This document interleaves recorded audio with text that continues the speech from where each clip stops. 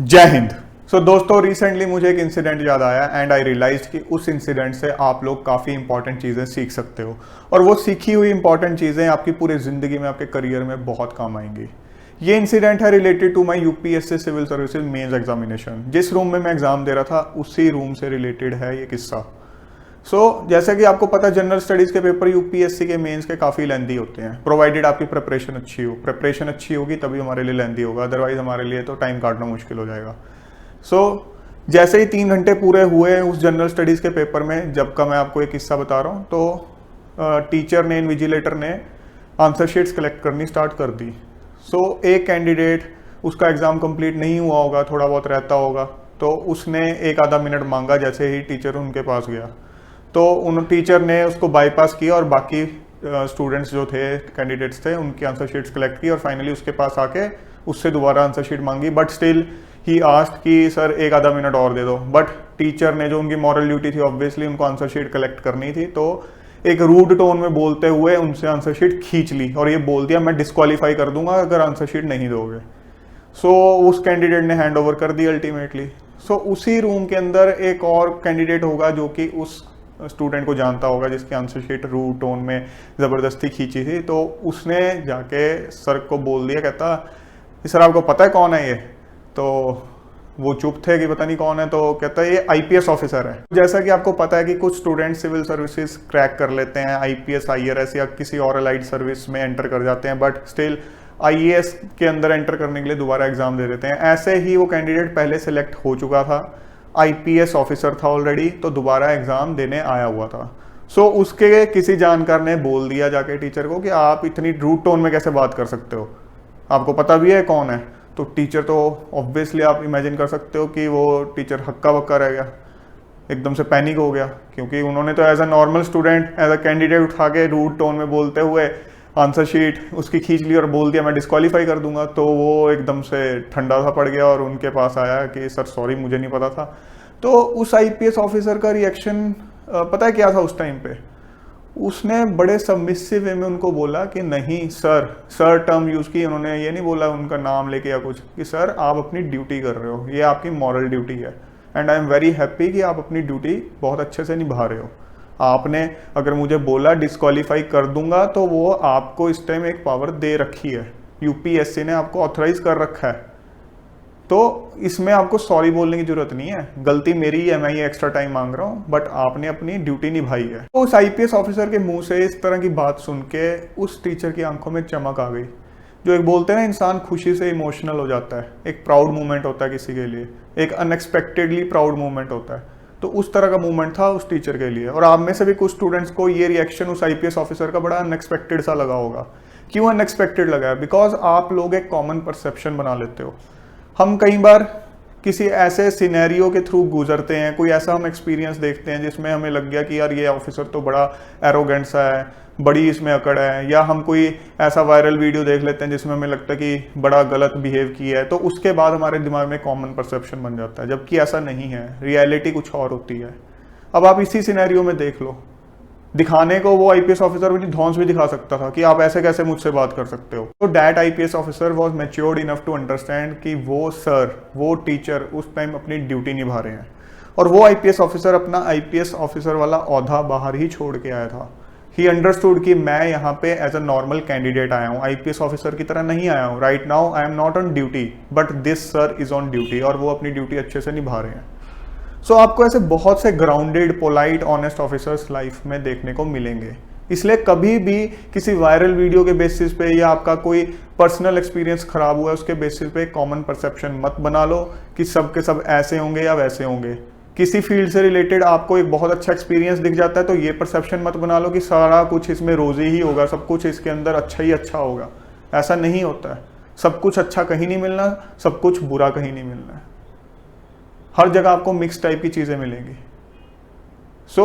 आपको खुद को ध्यान में रखते हुए किसी चीज के रिगार्डिंग डिसीजन लेना है। ये सोच के डिसीजन नहीं लेना है कि इस फील्ड का ये इंसान ऐसा था तो शायद इस फील्ड के अंदर ऐसा ही होगा, बिल्कुल भी नहीं।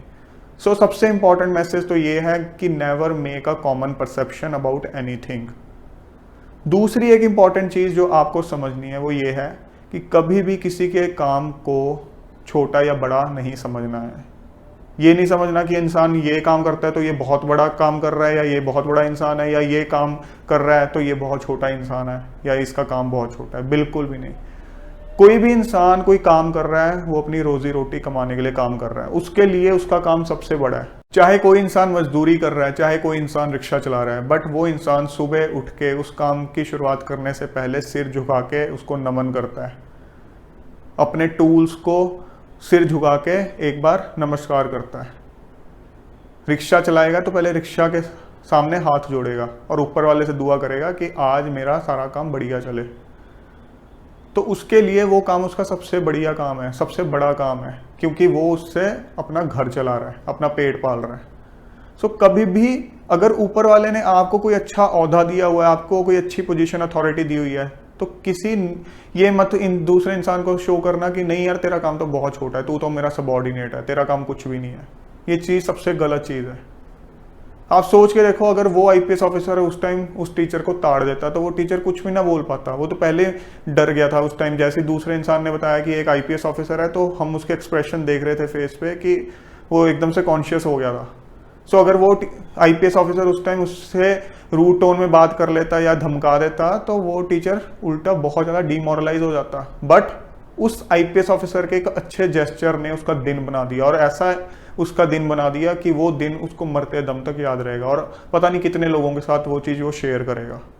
सो आपका एक अच्छा जेस्चर है, आपका एक पोलाइट जेस्चर, किसी का कोई काम अप्रिशिएट कर देना, किसी का हार्डवर्क अप्रिशिएट कर देना, उसका दिन बना देता है, उसका हौसला बढ़ा देता है। सैलरी तो मिलनी है, एक मजदूर को रोज दिहाड़ी मिलनी है, बट ये चीज़ जो मिलती है इसकी कोई कीमत नहीं है। इसकी कीमत आप नहीं लगा सकते पैसों में। आप मान लो किसी रास्ते पे जा रहे हो, आपको कोई ट्रैफिक पुलिस वाला रोक रहा है, आप धौंस जमा रहे हो कि मैं तो उसको जानता हूँ, उसको जानता हूँ, मैं फ़ोन करवा दूंगा, वो करवा दूंगा। आप सोच के देखो उस इंसान पे क्या बीतती होगी जो धूप में खड़ा अपनी ड्यूटी निभा रहा है। वो उस टाइम अपने आप को बड़ा छोटा समझने लग जाता है आपकी इस तरह की बातों से कि यार मेरे को ये धौंस जमा रहा है कि मैं किसी बड़े साहब से फ़ोन करवा दूंगा तेरे को।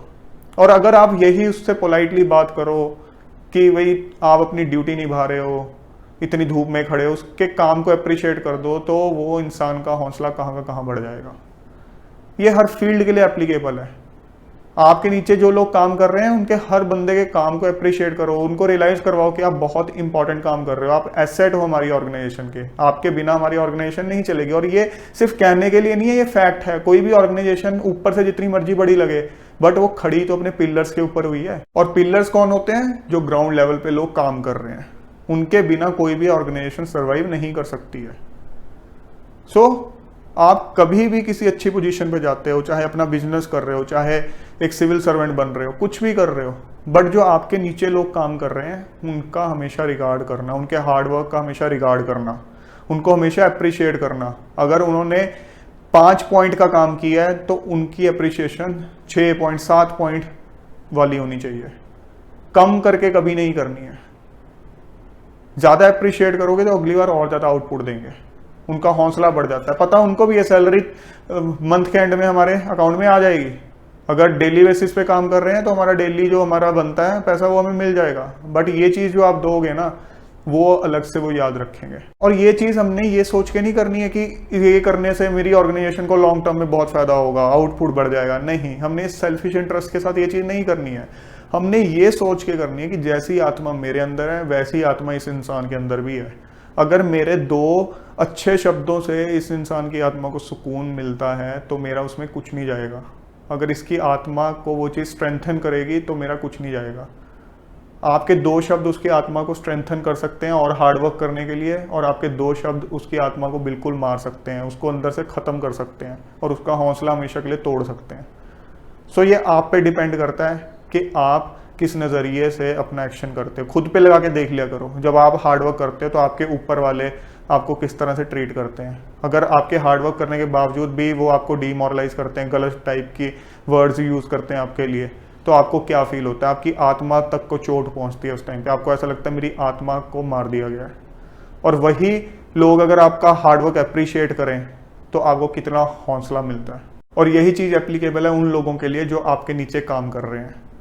वो सिर्फ कागजों में आपके नीचे काम कर रहे हैं, एक मजबूरी में आपके नीचे काम कर रहे हैं, इंसान वो आपके बराबर ही हैं, आत्मा उनकी भी आपकी आत्मा के बराबर ही है। सो दोस्तों, आई होप आप समझ गए इंपॉर्टेंट मैसेज जो मैं इस इंसिडेंट के थ्रू आपको कन्वे करना चाहता था। बहुत इंपॉर्टेंट चीज़ है, अपनी लाइफ में एक बार करके देखना, आपको खुद के अंदर पॉजिटिविटी फील होगी, खुद के अंदर ही पॉजिटिव एनर्जी फील होगी। किसी की आत्मा को सुकून दोगे तो आपकी आत्मा को 10 गुना ज़्यादा सुकून मिलेगा। और ये नहीं है कि आपने करियर स्टार्ट होने के बाद या जॉब में एंटर करने के बाद या अपना बिजनेस स्टार्ट करने के बाद ही इस चीज़ को प्रैक्टिस में लाना है। अभी से लेके आओ। डेली बेसिस पे हमारे आसपास बहुत से लोग होते हैं जिनके साथ हम इस तरह का बिहेवियर कर सकते हैं। सो दोस्तों, आज से आपने कभी भी एक कॉमन परसेप्शन बना के किसी भी एक बड़े डिसीजन पे अराइव नहीं करना है। उसके अलावा हमेशा हर इंसान का काम और हार्डवर्क अप्रिशिएट करना है, उसका हौसला बढ़ाना है, हमेशा उसके आत्मा को स्ट्रेंथन करना है। बिकॉज किसी का भी कर्म उसका धर्म है और धर्म का निरादर कभी नहीं किया जाता।